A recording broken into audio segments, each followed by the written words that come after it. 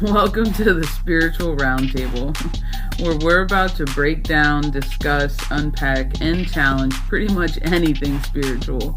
Together, we're going to embark on a journey of unlocking spiritual potential through a ton of things like healing, balance, oneness, devil's advocate, and so much more. We always promise to give you what you need and only sometimes what you want. I'm your host, Erika M, child of balance, and here with me, my co-host is Miss Erin M, Keys of Wisdom 369. Today we're going to talk about feeling fear and how the only way out is through. Let's not waste a minute and get right into it. Keys? Let's start out today by defining fear.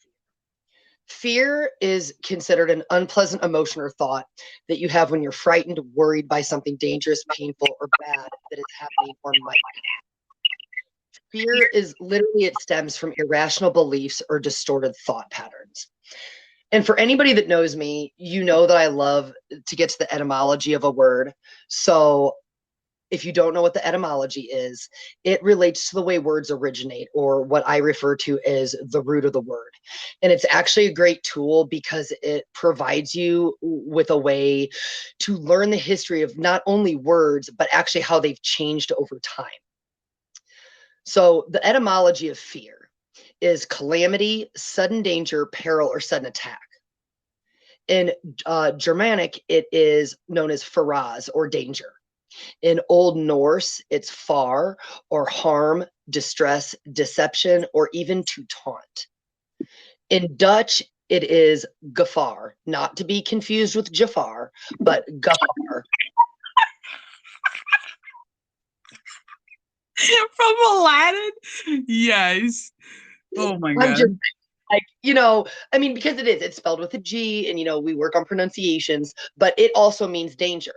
But my very favorite while I was unpacking this is the Old Saxon, which is faran. It is actually to lie in wait.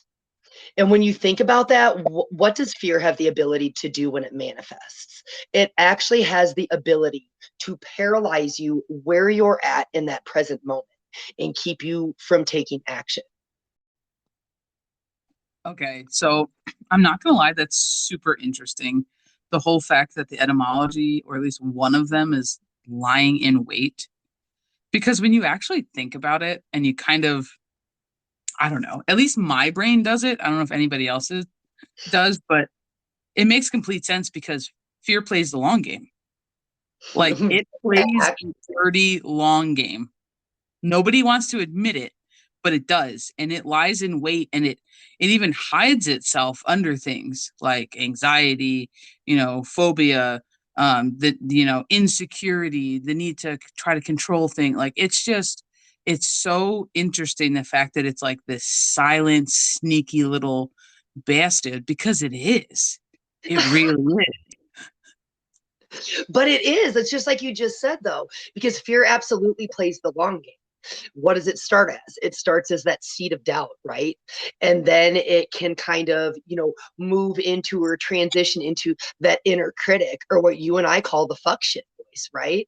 And then what is it, transition or kind of build and gain momentum into? It turns into that anxiety or that avoidance. And, in our space, it's all things in balance, right? So when you have that excessive imbalance of fear, it can develop, exactly like you said, into anxiety, into phobias. It causes that, avoidance of situations, and it actually prevents us from taking, healthy risks in our life. And it really negatively affects our personal growth. And something that I always like to share with people is that fear and faith require us to believe in something that we cannot see. Because fear is actually not a weakness. It's an opportunity for growth and evolvement. Because when, what do we talk about? Don't shoot a messenger, right? Fear is actually a messenger.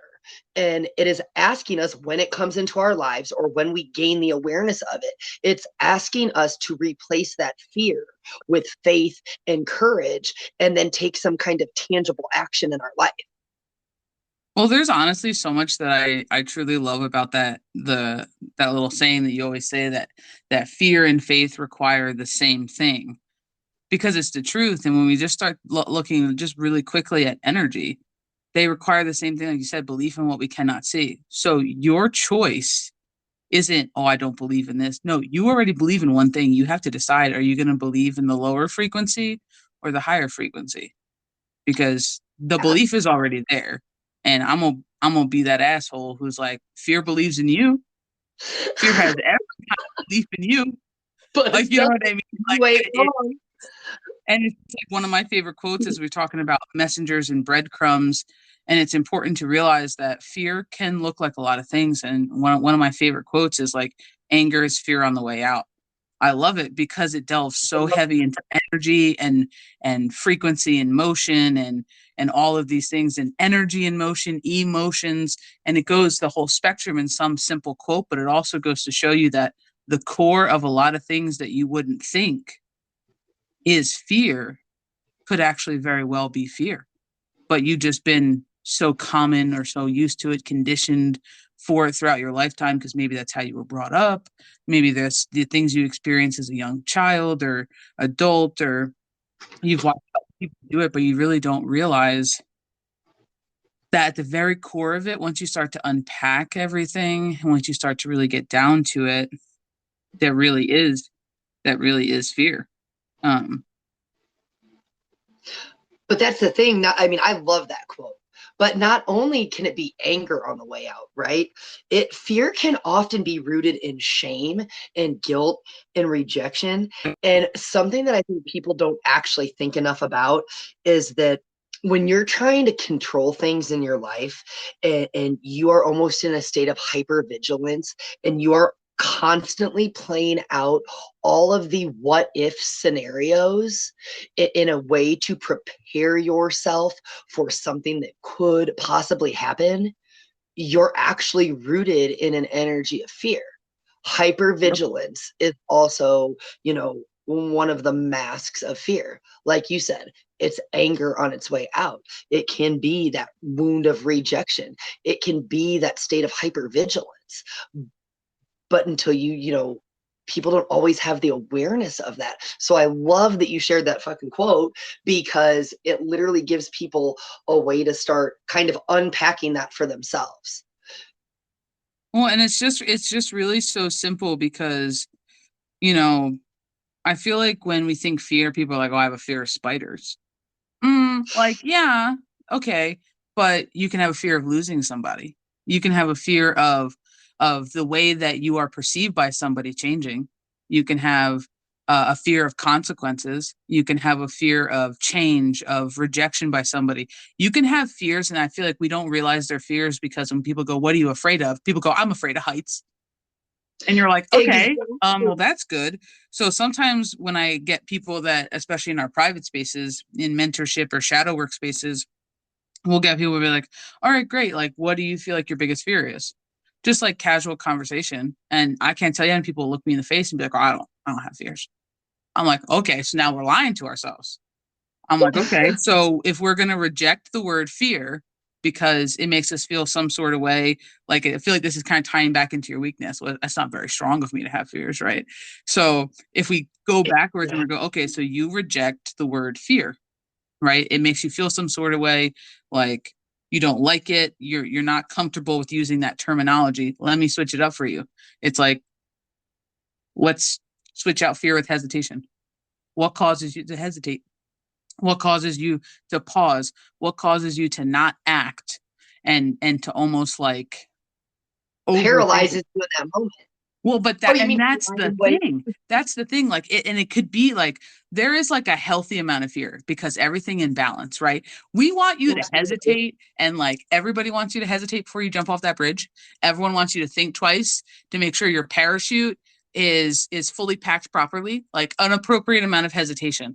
And then there's that dirty game that fear plays, and that lie and wait game, and that, underneath it all game that fear plays, that it can actually completely stop action altogether. Correct. So sometimes it's like, if you don't like the word fear because of the way it makes you feel, you're going to have to look at that.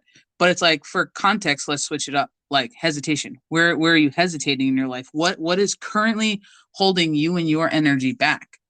Because then we're limiting yourself, and you're a limitless being. Your thoughts and your mind is so powerful, but you got to remember those things aren't you.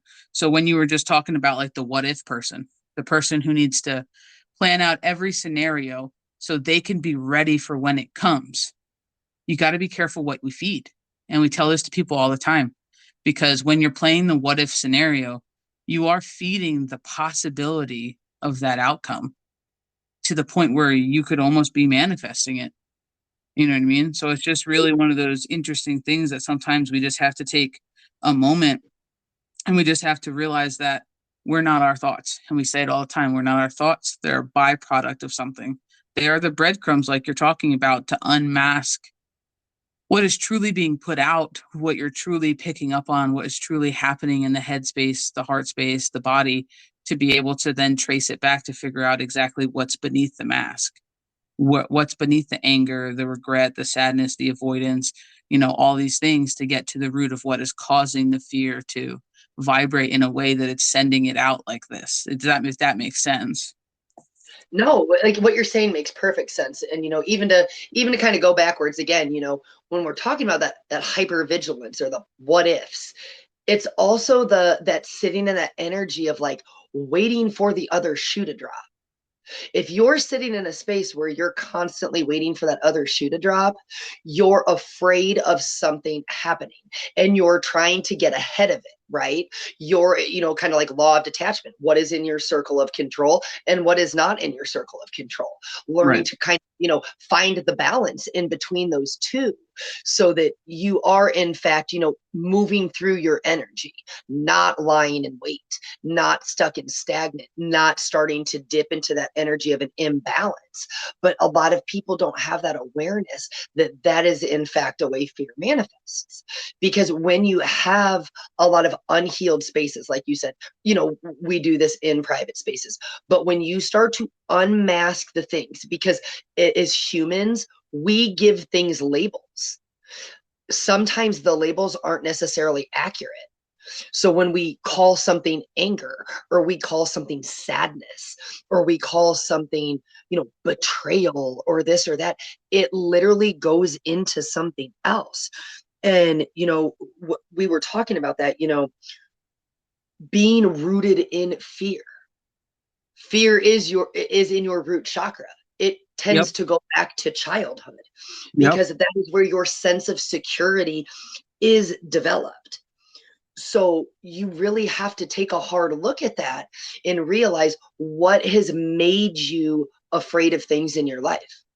What has Well, and made it's like, you if we sit. even, before we even go there, if we even just take one step back on what you just said, because I feel like it's really important for people to understand this, like, a large part of your fear sits in your root chakra. But then let's take it another step back to etymology. It lies in wait. Fear has a lack of motion. Fear is a very dense energy. It is one of the most densest energies that we can have within our vessel, within our light bodies. So it's going to sit in some of the most densest chakras in the largest quantities. And when it starts to move, it'll use a lighter frequency, it'll use a lighter energy in order to travel. A lot of times that's thoughts. Thoughts is related to the air element. They move very quickly, and they move. So sometimes when you're just talking about secondary things and things masking as one thing or the other, sometimes that's exactly the truth. And it sits with such density in the root chakra, and it sits because the root chakra is in your safety, your security, your sense of self. When you stick a large, like, we'll just call it a bowling ball, when you stick a large bowling ball of fear that is so dense and such opposite of safety, security, and a positive sense of self, and you sit it right next to it, that's a large part that's going to play on three of the most key factors that build the foundation of who you are and who your life is. So when people go, oh no, it doesn't play a big fear, or like the fear, it doesn't play a big role in my life, fear, and it's sometimes just like, well, you don't realize it does, because it's been there since the beginning. And that's where it's so interesting that the etymology is lying in wait, because it lies there until you notice it's there. It's playing the long game. It is dirty. Like I can't get over how this is all getting pulled together with this etymology, and it's just super interesting to me. But see, and I keep going back to what you said with it playing the long game. Now, bridge into that energetically with it being your root chakra, with everything that you just said about it being a denser energy. So, let's do some energy basics really quick. I know we didn't plan to do that, but denser energy takes longer to manifest. So whether it's the bowling ball analogy, whether it's literally like a gardening analogy, it starts as a seed. It goes all the way back to childhood, and then it begins to manifest throughout your life. It becomes a piece and a part of you. And like you said, your programming, your belief systems, your thought constructs. Again, you want your thoughts, but it still becomes a piece and a part. And if it's buried and rooted deeply in your subconscious, that is going to, over time, manifest in your life. It could be in your relationships, in your family, how you engage with people, how you speak to people, or do you silence yourself? Do you play small? Is it rooted in your self-acceptance, your self-worth? It literally starts in that root chakra and then makes its way up through your, through the rest of the chakras till it becomes a whole imbalance in your energetic body. But that's why it's so important. And that's why what we're going to go into next is super important. And it's like the baby beginner steps for just identifying fear. Like, you know what I mean? Because when you really think about it, like, you're not being asked to mentally understand fear.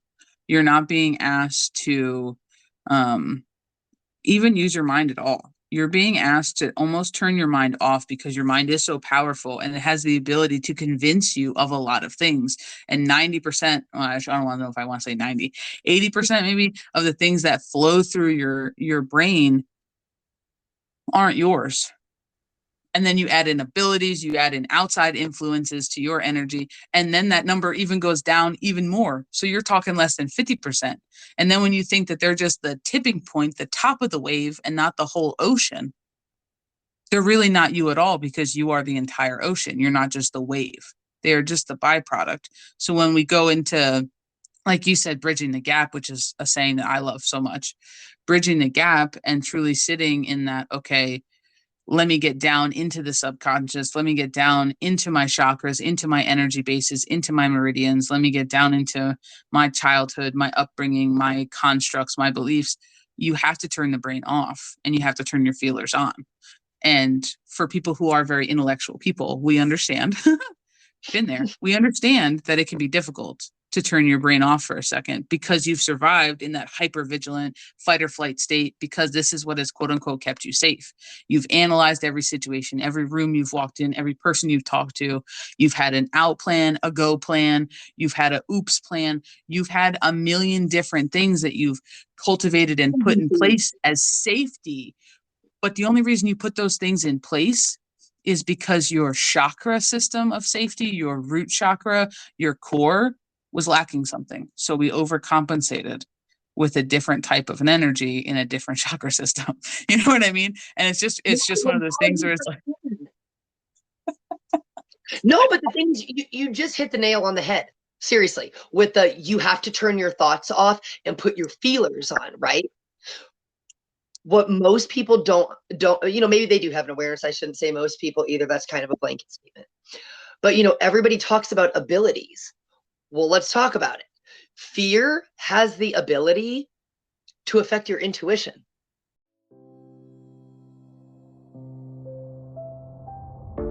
Now, a word from our sponsors. If you are looking for a one-stop shop for all things spiritual, check out the website, www.childofbalance.com. Right now, we are running a thank you special for the entire month of June with the coupon code THANKYOU20. You can get 20% off any private, full, dual space, intuitive, tarot/oracle reading. You're going to sit down an hour with me, Child of Balance, and Miss Keys of Wisdom 369. And we're going to let it all rip. We're going to tell you exactly what you need to know. And it's 20% off. So using the code THANKYOU20, you can access that. But we didn't just stop there. We couldn't stop there. We want to say thank you for all that you have done. And we are also doing a raffle. Anybody for the entire month of June who either purchases a live reading on Instagram or TikTok, whether that be dual or solo reads from myself, Child of Balance, or Miss Keys to Wisdom's 369, and anybody who purchases a private read on the website will be entered into a drawing.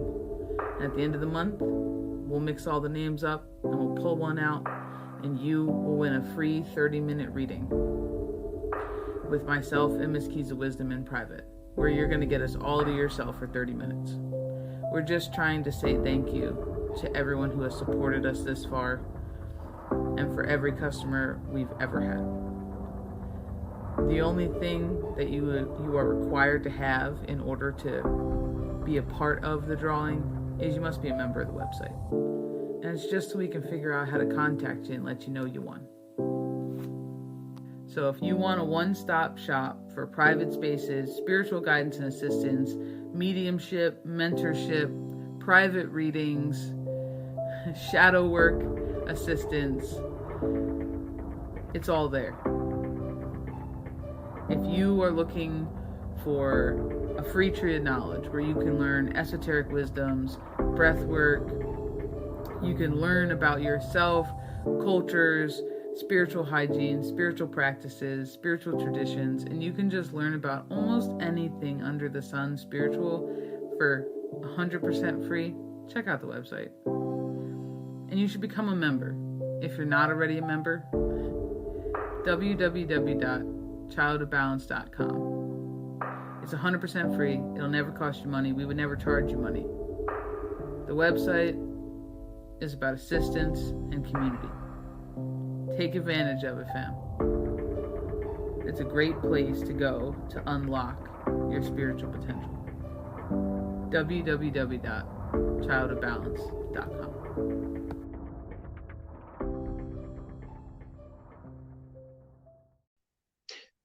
Let me say it again. Fear has the ability to affect your intuition if that is in fact what you are rooted in. Because that fear, those seeds, the manifestation of that energy creates a lack of trust. So as a result, you can't even fully embrace and step into your gifts that you have, that are one of your everyday abilities, if you are in fact still rooted in some type of fear. Exactly. And some of the easiest ways to, like, I just kind of think of it as a ladder, maybe a progression for getting to the root of fear, or getting to the bottom of it, or finding its origin. Maybe the fear's origin story in your story, like if that's the way you want to say it. Like, it's really everything. Step one is always awareness. So if you're someone who's like, I don't have any fear, what you lack is awareness. Go all the way back. Let's change the word, change the definition, change the way you look at fear, change your perspectives, and you'll find your awareness there. As my left ear is ringing so hard. And they're just talking about, once you move from awareness, it comes into acknowledgement, right? We can't acknowledge something if we're unaware it exists. So it's like awareness, acknowledgement, and then you have to bridge into turning your mind off and feeling through your fear. But you are feeling your fear in order to face it. So it's not just a fact-finding mission. It is putting actionable effort, actionable things behind fear. Because once you realize that fear's been ruling your life, even from the bleacher seats, even from the dugout, you know what I mean? All of a sudden, I didn't realize who made him the manager of the baseball team. Like, it's one of these things that once you realize just how involved fear is on almost every letter and almost every, degree of your existence, before you start actually dealing with it and actually flipping switches and turning things around and changing perspectives and shifting and elevating and all these types of things, you're not going to realize it. But once you realize it, you're like, oh, we got to change this. Because 90% of the reason you feel the way you do, and this is, unpopular opinion, 90% of the way that you feel like you do is because fear is a driving factor for you. And every time you open your eyes, every decision you make, every breath you breathe, there is a hint of fear there. And if you can have the faith and fear that you do, and you do unknowingly, that you are so trusting in the fact that your biggest fear is going to happen, or worst case scenario is going to happen, then you can hold the same amount of faith that everything's going to work out just fine and things are going to be super easy. And the things that you have to face in life aren't that difficult. So as we just like jump back real fast, because I know we're going to get into a little bit of like shadow work questions, because we really want to impart and leave with you guys some things that you guys can work on and do, and just some food for thought. Before we get there, we talked about manifesting fear. And I think it's really important. I don't know if anybody's super sarcastic, but you will notice that your sarcasm manifests faster than you could ever imagine. It takes all of you to be sarcastic. I will be 100%. It takes all of you to be sarcastic. And sometimes we don't realize that. We'll be like, oh, like, what needs to happen? Someone needs to burn the place down. And all of a sudden, someone's like, your building's on fire. And they come like running in. You would be surprised. You'd be surprised at how quick things manifest. And especially when we feed it. So if you are unaware that you've been feeding fear your whole life, in worst case scenarios, oh my God, I think that this is going to happen. I think that this is going to happen. And you just keep repeating that every single day. Words are spells. You are casting that energy over your existence. You're putting it out into the universe as a challenge. You are saying, this is what I align with. So some people are like, I saw it coming. Did you see it coming, or did you manifest it? And then it's like, also on top of it, if we even go one more, you have to realize that if you don't deal with fear, the universe is savage.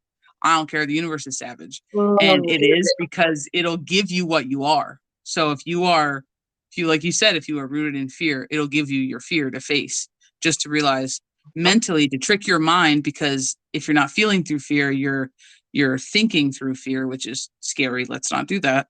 Like, you're thinking through fear.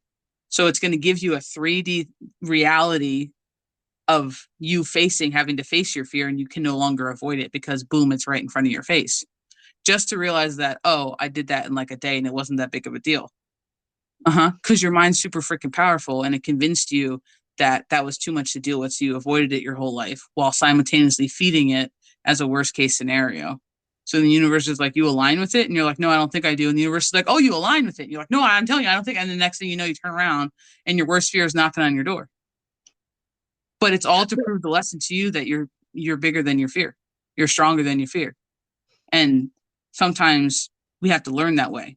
But if you're someone who's like, I don't think I want to learn that way, you don't have to. You don't have to. But the only way you don't have to do that is by unpacking it, by feeling through it, by getting to the bottom of it, and changing your outlook on it, changing your perspective, and realizing that you could release that fear and insert something better, something more stable, something beneficial to actually who you are, your journey, your existence, your purpose in life, But see, I love the examples that you just gave, specifically the sarcasm example, because the universe does, God's creator, whatever your understanding is, things are vibration, things are energy. The universe does not hear your sarcasm. And I say hear in quotation marks, right? So like Erika just said, sarcasm requires like all of you, your facial expressions, your body language, the tone of your voice. And the universe like, oh, so that's what you want? And you're like, no, this is not what I asked for. But it's like, well, here you go. I'm going to bring it right to your door, put it on your table, and wrap it in a package for you. But, I also like, again, how you said sometimes, it's that we manifest our own fears. And that was another example I enjoy, because I have unpacked this with several people just over the last 6 months, where it's like you hope for a desired outcome, but your fear that it might not happen is greater than your hope in what your desired outcome is. So then what happens is you're sitting in this energy of fear, of unsurety, of this and that. And the universe is like, here you go. And when I say here you go, that comes usually as, I want to tell you, it's a devastating blow. It usually brings people to their knees, but it's also to show you that you're still standing after whatever blow, a blind side, whatever came in. And it's often, again, we say it in our space all the time, it's often to show you that you can take that fear and turn the redirection into a blessing. But in order to understand the concept of redirection being the blessing, you have to understand that you have the ability to sit just as much in faith as you have just the ability to sit just as much in fear. Well, and Because I think it's really important that people understand, because it's really hard sometimes when you're going through a rough patch, when you feel like you're just hitting hurdle after hurdle. And I feel like a lot of people will momentarily get stuck in the idea of, damn, the universe hates me. Or like, yeah, why is this so hard? Why is this so tough? The universe steers you towards the lessons you need to learn.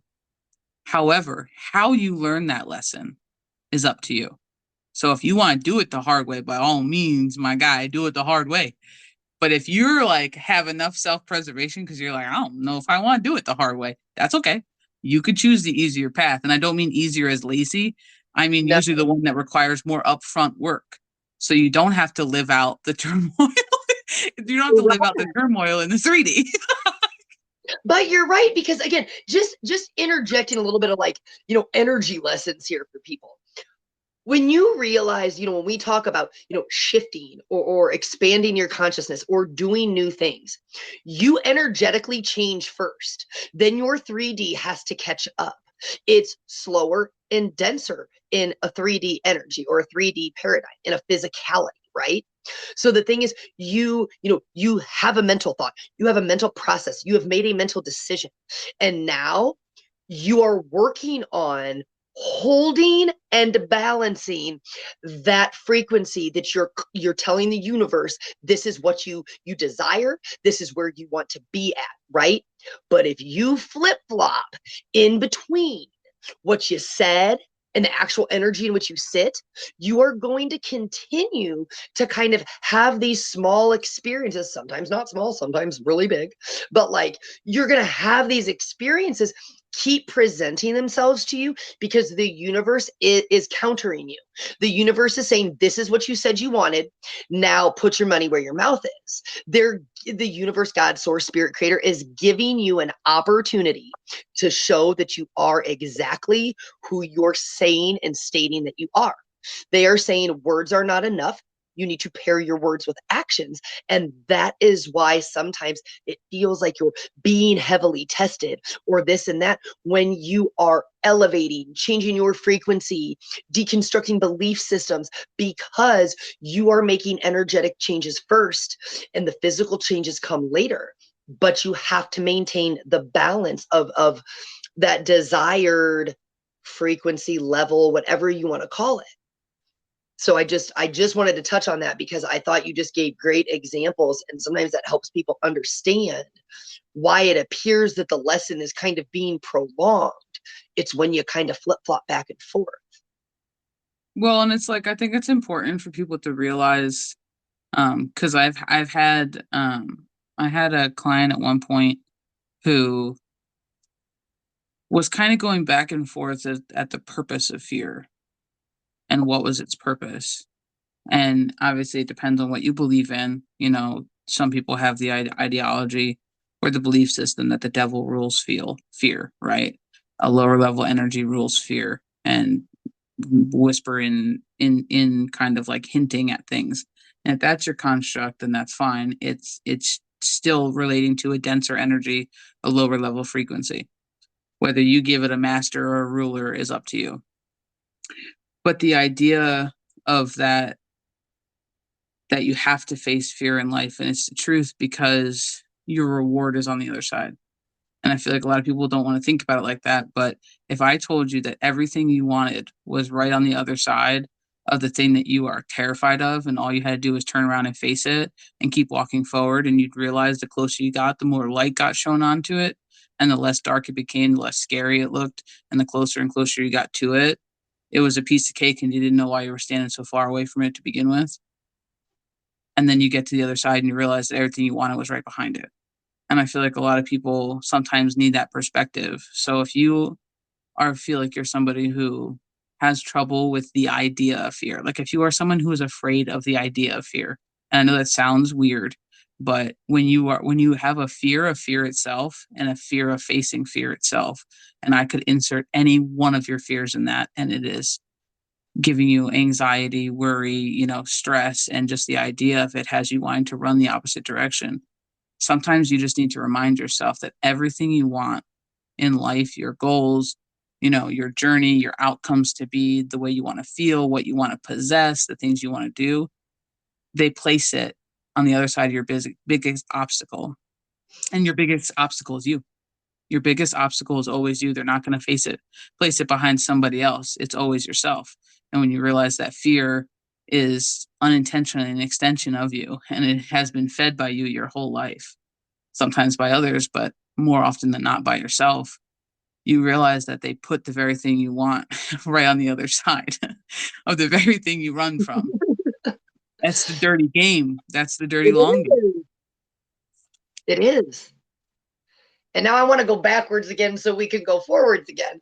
But, you had said one of the first things, before we get to giving people, tools or kind of, some basic like shadow working.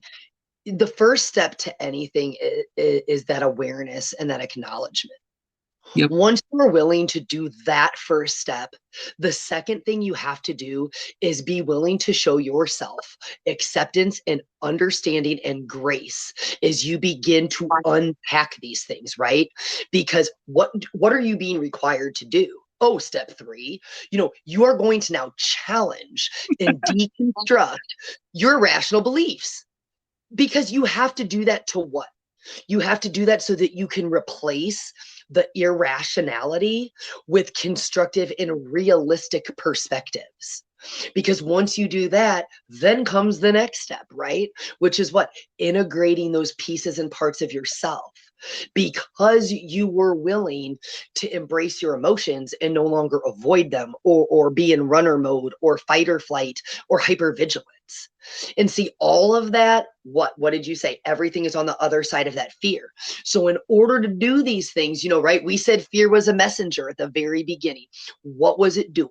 It was calling on you to replace fear with faith and courage. So in order to even begin tackling these things, you now are sitting in an energy of courage and of strength so that you can empower yourself to overcome these challenges. And ultimately, all you're trying to do is shift your perspective. Like you said, everything you want is placed on the other side of fear. It is your perspective and your relationship with the word fear, the idea of fear, the construct of fear that paralyzes you or causes you to lie in that weight. So you're really just being called to deconstruct, shift perspectives. And once you do that, like you said, you're going to watch everything just kind of fall into place, boom, boom, boom, because the obstacle was you. So this is really interesting. I don't know why, but while you were talking, my team was talking, and like we both do, but you specifically just said that fear is a messenger. And then you linked it back to what I said about how everything was on the other side of fear. And my team legitimately just showed me an image of like a cloaked figure, like a scary cloaked figure holding a box, like a package. And physically in the box, like it's like a Mary Poppins box, is exactly what you want. He's delivering you your gift. Yes. But if you run from your messenger, like, you know what I mean? Like when people will be like, oh, I want to make friends, but I'm so afraid of not being accepted by friends, so I don't even try. So he's literally bringing you your gift. Maybe we just have fear wrong. I'm gonna just tell you this right now. Like like just change your perspectives. Like, because I don't know why, but my team's just giving me this weird image like of him being legitimate, like a FedEx, like Amazon package deliverer. And you just running from him. He's like, ma'am, I need a signature. And you're like running. And he's like, I just need you to sign for the package. And then like, you know what I mean? And you're just hightailing it the other way. And you're like, not today, saying like, and you're like, running down the road. And he's like, I just need your signature, miss, ma'am. And then like, he's trying desperately to give you what you want. It's just like, it's just so hysterical though, because I always love the saying, and it could just be because like, but it could just be because I was born Catholic, you know, and I was raised in Catholicism. But I always love the saying, and it's like, God's never going to give you more than you can handle. And it's the same thing. There are levels to this shit. There are tiers to this shit. They're not going to put a level 1 person up next to the big boss fight and be like, well, you only have a level 1 weapon and you ran out of arrows in your quiver on season 2 of your mission. So good luck. That's not how this works. Like, you know what I mean? Like, I really feel like they give you a worthy adversary to your level of things. So when we start talking about how like healing and shadow work and spiritual journey, your life's journey, how it is all like uncovering different levels, and people go, I just leveled up, I just ascended, okay, great. Like new levels, new adversaries, new, like the new depths of things. Sometimes you have to scratch things at the surface. And then when you grow, you get to then re-scratch the surface, and now you get a little deeper. And I feel like if we just go from life from that perspective, like you're never going to be given more than you can best, is the way that I want to say it. More than you can handle, more than you can best, and more than you can come out on top. Because the whole point of these lessons, and I feel like this is where we need to take that extra seat of the observer, the whole point of these lessons is to realize your inner strength, to realize your inner worth, to realize just how freaking powerful you are, to realize how these things aren't a big deal, how our brain makes them a bigger deal than they need to be, how what we feed grows. So if we choose to feed fear, fear will grow. If we choose to feed something else, fear will remain a small adversary. And they're just talking about how sometimes, you know, we forget as we go on this whole journey, as we go on this healing, whatever, as we start, you know, doing this route of things, we forget that they're placed there so we learn about ourselves. They're placed there so we can further dig into ourselves. They're not placed there, you know what I mean, as these larger than life things that, you know. So I just feel like sometimes, like, I feel like my team's always like, that we're not giving you lessons that are going to railroad you. We're giving you lessons that you can overcome and gain confidence and strength and realize your divinity and realize your purpose. And like, we're not putting you in a game and then you're not like an ant. We're going to hold a magnifying over you, trying to light you on fire. Like, that's not what we're doing here. And it's like, I feel like sometimes we get stuck, or at least people do when they're starting this, they kind of get stuck, like we talked about, in that like almost victim fear, you know, kind of a construct. It happens to me, not for me. And they kind of sometimes like they're calling you to take a big step back and be like, nope, this is happening for you. Everyone's fear is different, but it's the same at the core.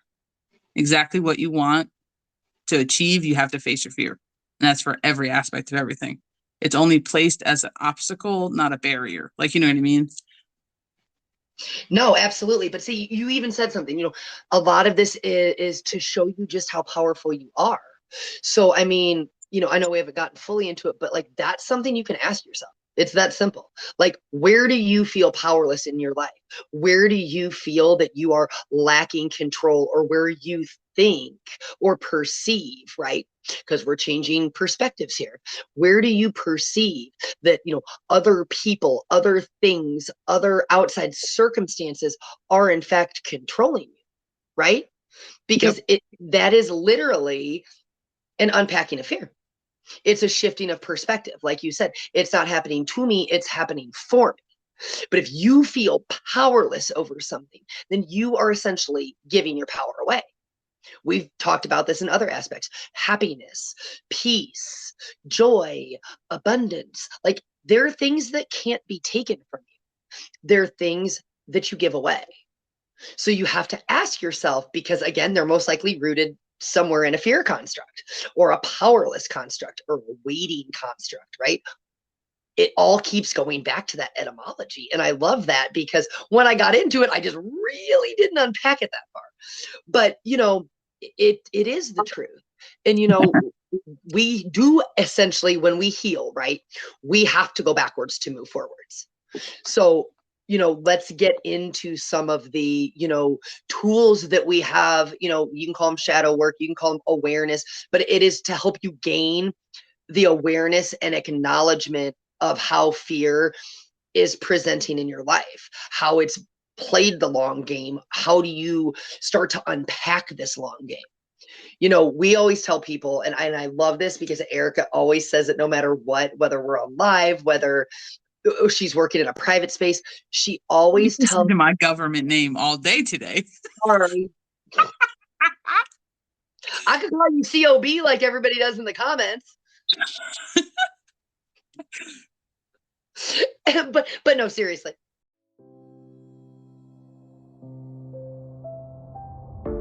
Now, a word from our sponsors. If you are looking for a one-stop shop for all things spiritual, check out the website, www.childofbalance.com. For those of you who truly appreciate handmade products, we have a handmade shop.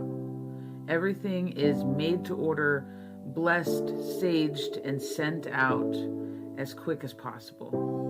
We have anything from handmade sounds for meditation to chakra chain macrames to tree of life macrames with inlaid crystals to herbal blends like bath teas and dump and go specials to road opener mixes to kits and oils and so much more. For those of you who enjoy taking spiritual classes and courses but maybe can't fit it into your busy schedule, we have self-study courses, and everything can be found in the handmade shop.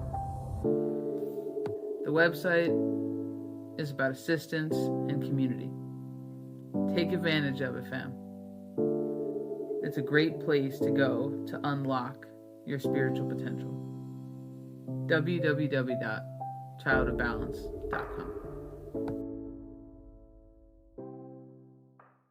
She literally will tell people to go back to your first conscious memory of when you felt something. So go back to the first time that you felt fear in your life. It's most likely going to be your childhood. Just disclaimer. What triggered it? What event? What person? What circumstance? You go all the way back to your first clear memory, right?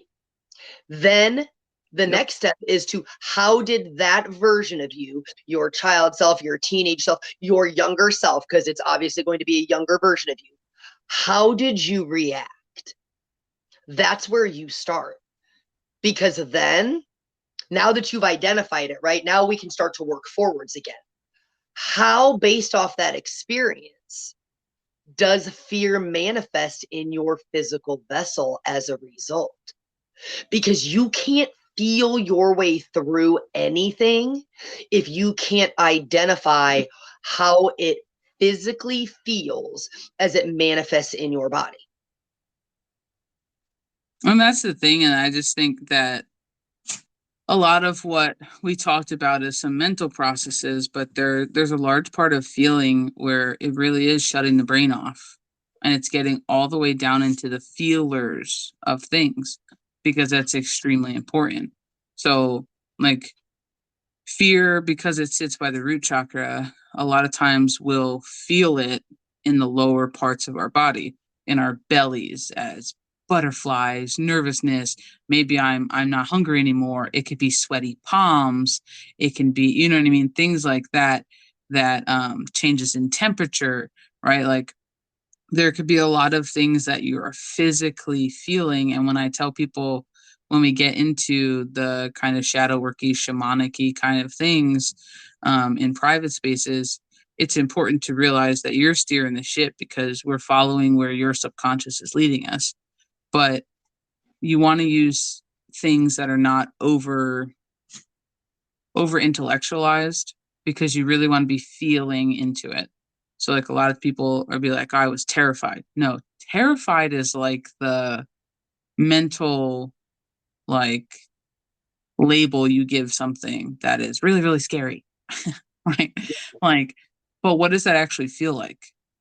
Like, did you freeze? Did you not know how to act? Did you fall to the ground? Were you caught off guard? Did you feel embarrassed? What about it is what triggered it? You know what I mean? Where you're nervous, where you feeling sweaty, where you got butterflies in the stomach. Like, there's just so much things that sometimes you go all the way back and you ask yourself, who was there? Who were the people in the scenario? What was the scenario about? You know, how did the scenario work out? How did it make you feel? Did you end up doing differently after having that scenario? Because a lot of times people don't realize it's a domino effect. You have one Yep. thing happen, and especially my super critical, super self-aware people, by nature, my logical people are the people who will only have to do it once and adjust and move again. And those little adjustments are where you don't realize that you've lost your authenticity. You've lost your innate sense of self, is because you've now started correcting your life, your processes, the way that you function off of fear. And one time it's not a big deal, but when you realize that you probably did that once a month for the 30 something years that you've been alive, that's a lot of adjustments.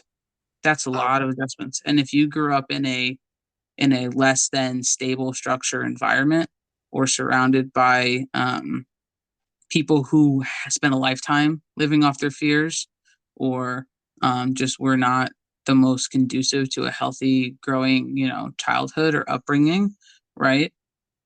You might notice that might happen more frequently. And at the formidable years where your root chakra is developed, and where your sense of safety and security comes from. Because when you're a kid, you don't provide your sense of safety and security. It comes from your household, comes from your family members. It comes from the things that aren't you, and it's nurtured into you. That's where a lot of our adopted belief systems and things also come from. So when you think it's in your beginning years, it's not just who you were when you were 5 years old. It's who your parents were. It's who lived in your house. And then when you think, if you really even go back and you go like into structure of when the root chakra is developed, there's so many studies that even go so far as to say that the state of the mother while baby is in utero plays a huge part as well as the development of that root chakra. So when we start thinking about fear, what state was your mom in? Was she panicking? Did you guys have enough money? Where was this a spur of the moment, conception? Was this planned? Was she stable? Where you had early while she was young in life? There's a lot of things. Was she supported by friends, family, and partners? Like, there's a lot of things that I think people don't realize, that kind of gets thrown to the wayside because, we got to live life. We don't have time for those things. But when you're on this journey, it's really important that you understand yourself and this lifetime's journey. Everyone wants to jump to past lives and all the cool stuff and all the cool abilities and all of this. This is where it starts, though, because like Keys says, like, you have to face your fear, because it involves your trust in self, your trust in others. So if you can't do those things, then you also can't trust your abilities. You can't trust what you get. You can't trust what you're told from spirit, source, your team. There's a lot of things that go into this. So even as much as we want to skip these chapters, you can skip them, but you're creating holes in your foundation that you're going to have to go back later on and fix. So you might as well get your foundation solid, clear up your energy pathways, redefine how you look at things, change your perspectives, gain some confidence, self-worth, and some strength along the way, and realize that everything happens for a reason, and there are no consequences in life. Like, no consequences. Oh no, there's consequences. There are no yeah, that's not right. There are no coincidences in life. Like, that's a beautiful place to start, because then you just pave the way for everything else you want to gain, right? But you had, like we said before, it's the messenger. You had to turn around, face it, and go through it. No, and there's so many things that you just said there that I won't touch on all of them, but like you said, every time you How did you react when, you experienced fear? What do we all talk about? We talk about dismantling our wall, right? Or letting our guard down on our healing journey.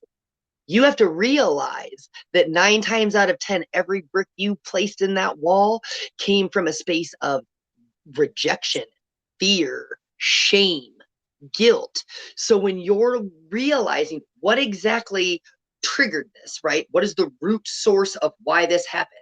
Then what is the brick or the protective measure I then took to protect myself? This is like the bigger deconstructing of everything. But I really enjoyed the part where you're talking about how, you know, the energy of fear in the root chakra and the stability and the security and the trust, it can go all the way back into utero. It then ripples out. It has a profound ripple effect.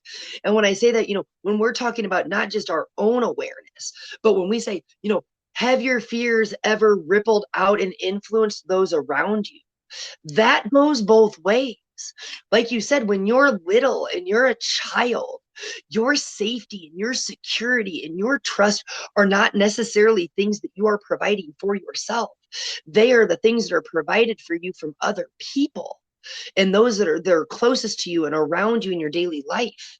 And Yep. so with that being said, if those people are rooted in fear of any kind, shame, guilt, so on and so forth, as children, you begin that programming period, birth to 7, you begin to get programmed with these irrational beliefs and constructs of other people. Whether Well, but it, let's even take it one step further. Like, no bullshit. Like, you know what I mean? Irrational people do irrational things.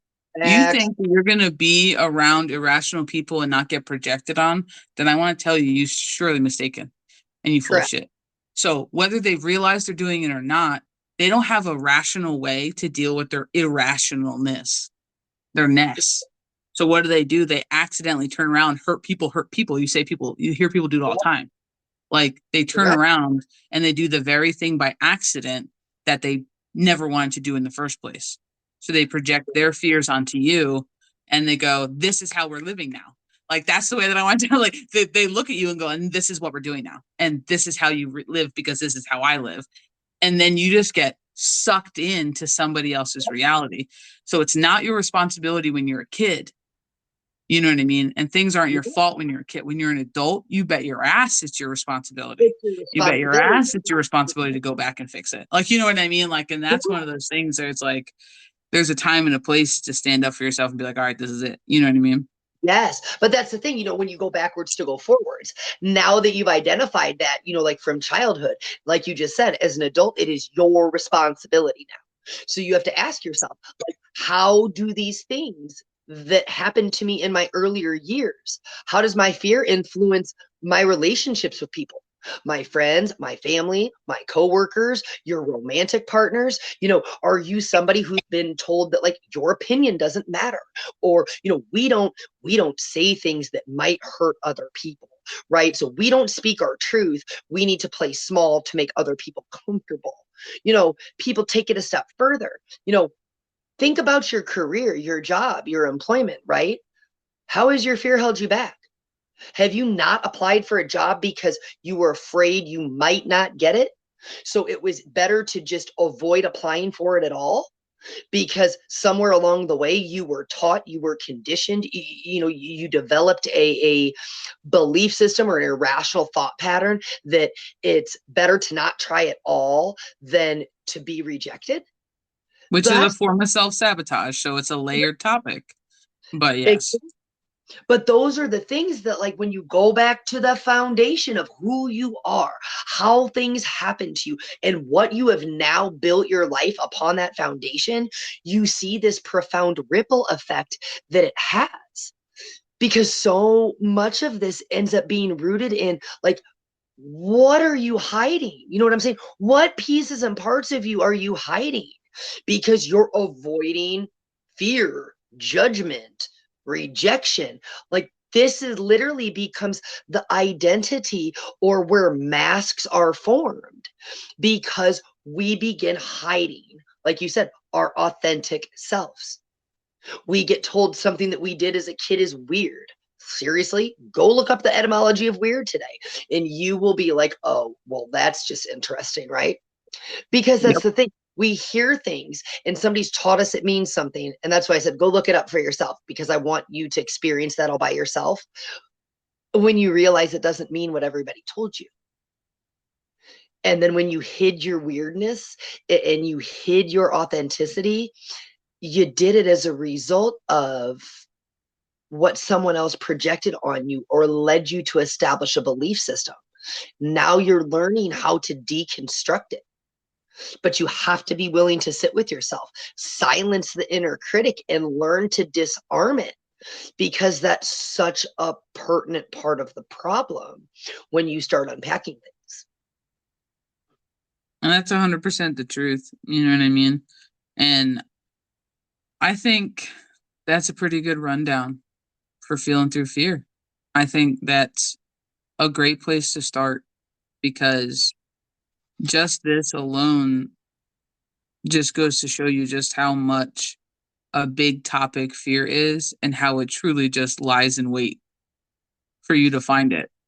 And it's perfectly fine existing as a ground cover weed in the garden, because you got some fruits, but your fruits could be better. And that's the way you got to think about it. Absolutely. Absolutely.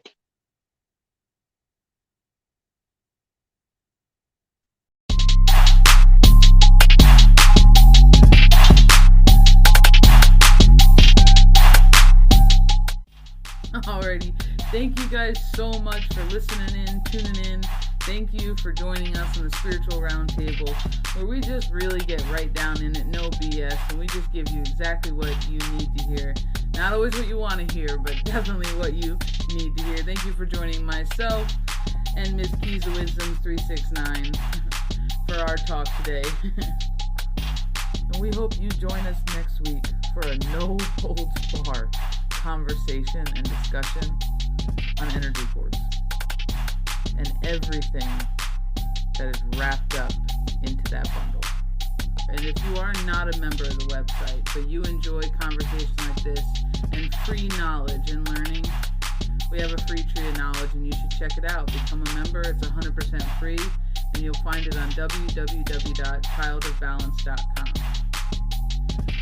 Remember, as you go through this journey, please remember you are to feel your way through everything. Do not stop, do not make yourself smaller, and always continue to be unapologetically and authentically you, because the world needs more of that.